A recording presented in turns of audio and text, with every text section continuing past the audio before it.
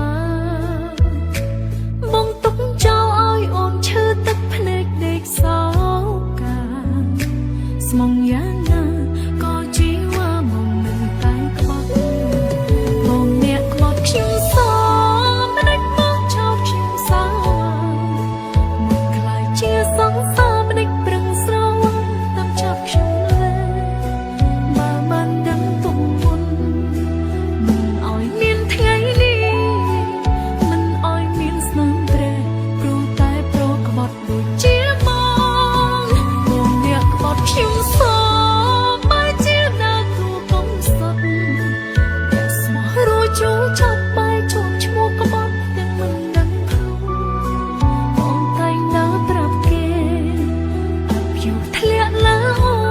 នកុំកំសងទៅស្នួនអូនអត់ធូបទុកជូន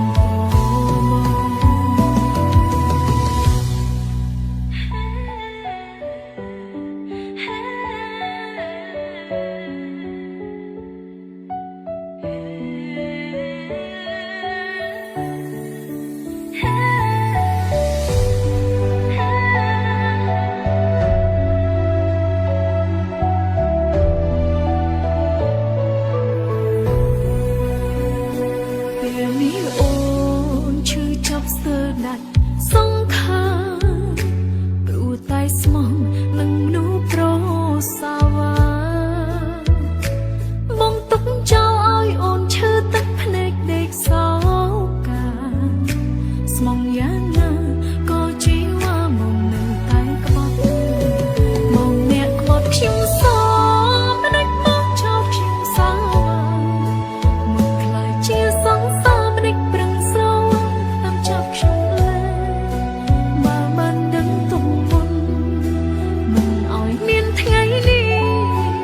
មិនឲ្យមានស្នាមព្រះព្រោះតែប្រក្បត់ដូចជាបងអ្នកក្បត់ខ្ញុំសោបើជាដើរទូកំសត់អ្នកស្មោះរួចចូលចាប់បាយជួបឈ្មោះក្បត់ទាំងមិនដឹងខ្លួនបងតែងដើរប្រាប់គេអបយូរធ្លាក់លើ